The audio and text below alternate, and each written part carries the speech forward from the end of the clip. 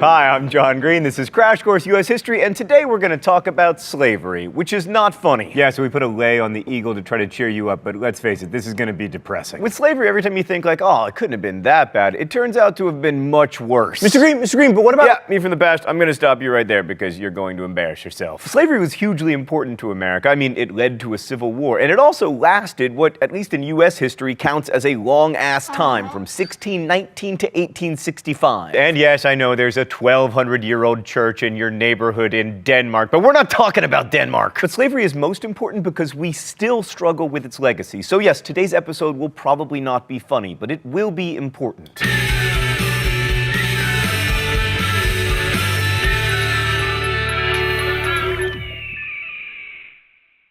So the slave-based economy in the South is sometimes characterized as having been separate from the market revolution, but that's not really the case. Without Southern cotton, the North wouldn't have been able to industrialize, at least not as quickly, because cotton textiles were one of the first industrially produced products and the most important commodity in world trade by the 19th century. And 3/4 of the world's cotton came from the American South. And speaking of cotton, why has no one mentioned to me that my collar has been half popped this entire episode like I'm trying to recreate the Flying Nun's hat? And although there were increasingly fewer slaves in the North as northern states outlawed slavery, cotton shipments overseas made northern merchants rich, northern bankers financed the purchase of land for plantations, northern insurance companies insured slaves who were, after all, considered property and very valuable property. And in addition to turning cotton into cloth for sale overseas, northern manufacturers sold cloth back to the South where it was used to clothe the very slaves who had cultivated it. But certainly the most prominent effects of the slave-based economy were seen in the South. The profitability of slave-based agriculture, especially King cotton, meant that the South would remain largely agricultural and rural. Slave states were home to a few cities like St. Louis and Baltimore, but with the exception of New Orleans, almost all Southern urbanization took place in the upper South, further away from the large cotton plantations. And slave-based agriculture was so profitable that it siphoned money away from other economic endeavors. Like, there was very little industry in the South. It produced only 10% of the nation's manufactured goods,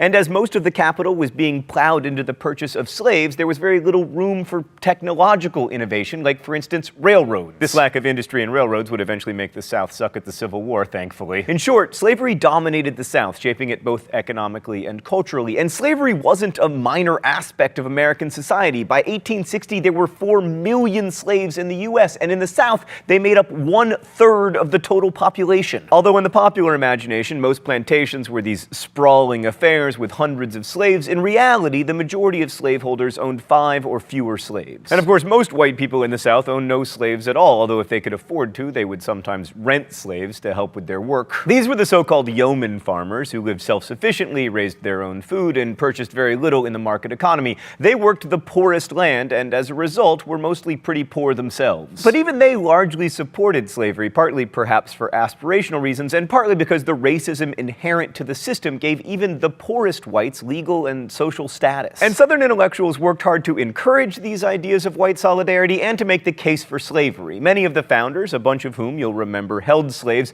saw slavery as a necessary evil. Jefferson once wrote, quote, "As it is, we have the wolf by the ear, and we can neither hold him nor safely let him go. Justice is in one scale and self-preservation in the other." The belief that justice and self-preservation couldn't sit on the same side of the scale was really opposed to the American idea, and in the end, it would make the Civil War inevitable. But as slavery became more entrenched and as ideas of liberty and political equality were embraced by more people, some Southerners began to make the case that slavery wasn't just a necessary evil. They argued, for instance, that slaves benefited from slavery. Because, you know, their masters fed them and clothed them and took care of them in their old age. You still hear this argument today, astonishingly. In fact, you'll probably see asshats in the comments saying that. I will remind you, it's not cursing if you are referring to an actual ass. This paternalism allowed masters to see themselves as benevolent and to contrast their family-oriented slavery with the cold, mercenary capitalism of the free labor North. So yeah, in the face of rising criticism of slavery, some Southerners began to argue that the institution was actually good for the social order. One of the best-known proponents of this view was John C. Calhoun, who in 1837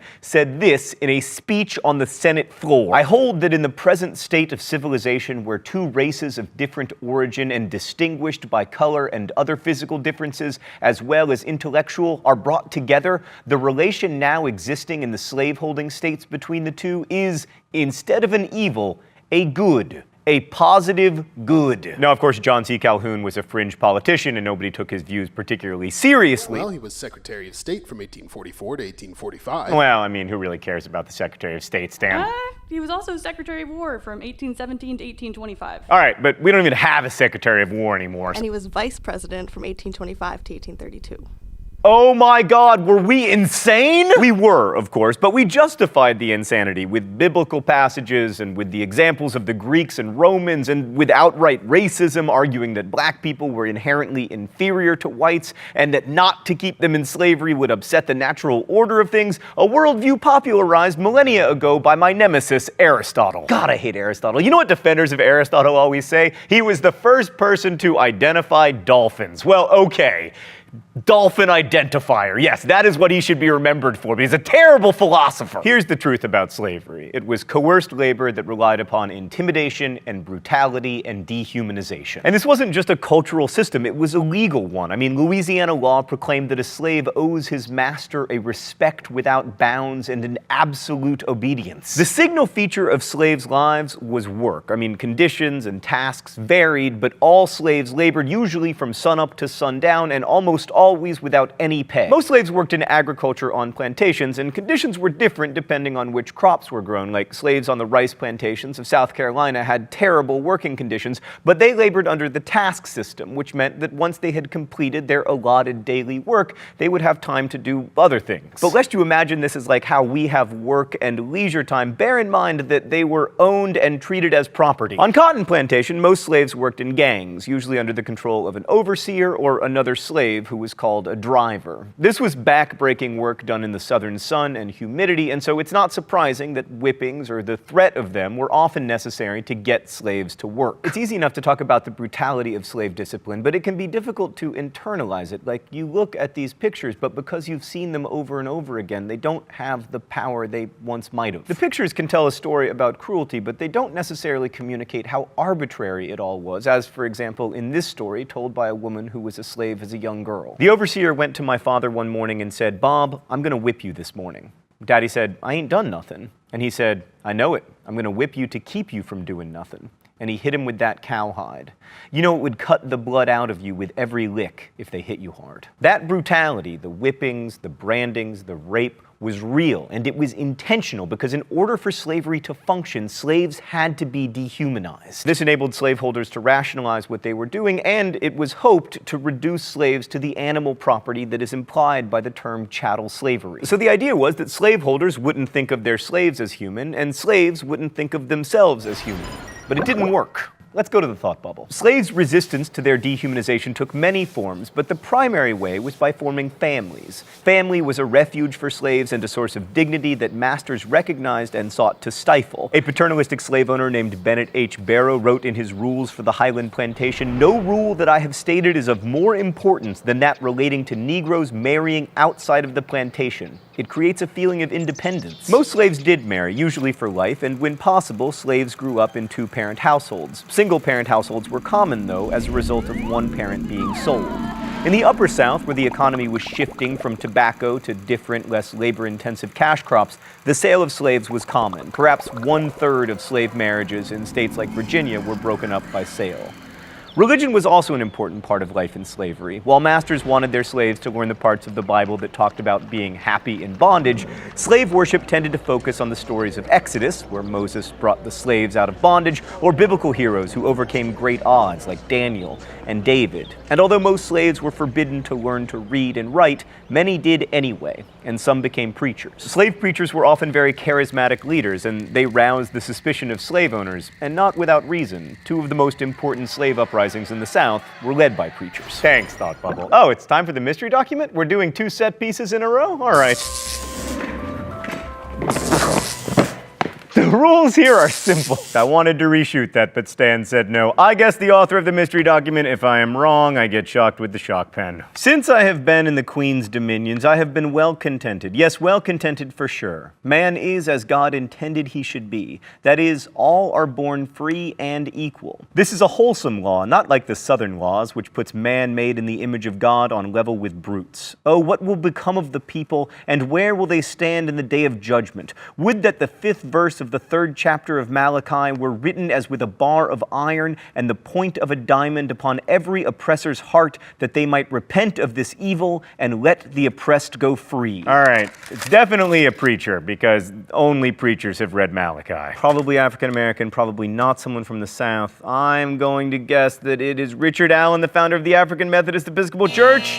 Ah, dang it! It's Joseph Taper, and Stan just pointed out to me that I should have known it was Joseph Taper because it starts out, since I have been in the Queen's dominions. He was in Canada. He escaped slavery to Canada, the Queen's dominions. All right, Canadians, I blame you for this, although thank you for abolishing slavery decades before we did. Ah! So the mystery document shows one of the primary ways that slaves resisted their oppression, by running away. Although some slaves, like Joseph Taper, escaped slavery for good by running away to northern free states or even to Canada, where they wouldn't have to worry about fugitive slave laws, even more slaves ran away temporarily, hiding out in the woods or the swamps and eventually returning. No one knows exactly how many slaves escaped to freedom, but the best estimate is that 1,000 or so a year made the journey northward. Most fugitive slaves were young men, but the most famous runaway has been hanging out behind me all day long: Harriet Tubman. Harriet Tubman escaped to Philadelphia at the age of 29, and over the course of her life, she made about 20 trips back to Maryland to help friends and relatives make the journey north on the Underground Railroad. But a more dramatic form of resistance to slavery was actual armed rebellion, which was attempted. Now, individuals sometimes took matters into their own hands and beat or even killed their white overseers or masters, like Bob, the guy who received the arbitrary beating, responded to it by killing his overseer with a hoe. But that said, large-scale slave uprisings were relatively rare. The 4 most famous ones all took place in a 35-year period at the beginning of the 19th century. Gabriel's Rebellion in 1800, which we talked about before, was discovered before he was able to carry out his plot. Then in 1811, a group of slaves upriver from New Orleans seized cane knives and guns and marched on the city before militia stopped them. And in 1822, Denmark Vesey, a former slave who had purchased his freedom, may have organized a plot to destroy Charleston, South Carolina. I say may have because the evidence against him is disputed and comes from a trial that was not fair. But regardless, the end result of that trial is that he was executed, as were 34 slaves. But the most successful slave rebellion, at least in the sense that they actually killed some people, was Nat Turner's in August 1831. Turner was a preacher, and with a group of about 80 slaves, he marched from farm to farm in Southampton County, Virginia, killing the inhabitants, most of whom were women and children because the men were attending a religious revival meeting in North Carolina. Turner and 17 other rebels were captured and executed, but not before they struck terror into the hearts of whites all across the American South. Virginia's response was to make slavery worse, passing even harsher laws that forbade slaves from preaching and prohibited teaching them to read. Other slave states followed Virginia's lead, and by the 1830s, slavery had grown, if anything, more harsh. So this shows that large-scale armed resistance was, Django Unchained aside, not just suicidal, but also a threat to loved ones and really to all slaves. But it is hugely important to emphasize that slaves did resist their oppression. Sometimes this meant taking up arms, but usually it meant more subtle forms of resistance, like intentional work slowdowns or sabotaging equipment or pretending not to understand instructions. And most importantly, in the face of systematic legal and cultural degradation, they reaffirmed their humanity through family and through faith. Why is this so important? Because too often in America, we still talk about slaves as if they failed to rise up, when in fact, rising up would not have made life better for them or for their families. The truth is, sometimes carving out an identity as a human being in a social order that is constantly seeking to dehumanize you is the most powerful form of resistance. Refusing to become the chattel that their masters believed them to be is what made slavery untenable and the Civil War inevitable. So make no mistake, slaves fought back, and in the end, they won. I'll see you next week. Crash Course is produced and directed by Stan Mower. The script supervisor is Meredith Danko. Our associate producer is Danica Johnson. The show is written by my high school history teacher, Raoul Meyer, and myself, and our graphics team is Thought Cafe. Every week there's a new caption to the Libertage, but today's episode was so sad that we couldn't fit a Libertage in until now. Suggest Libertage captions in comments, where you can also ask questions about today's video that will be answered by our team of historians. Thanks for watching Crash Course, and as we say in my hometown, don't forget to be abolitionist.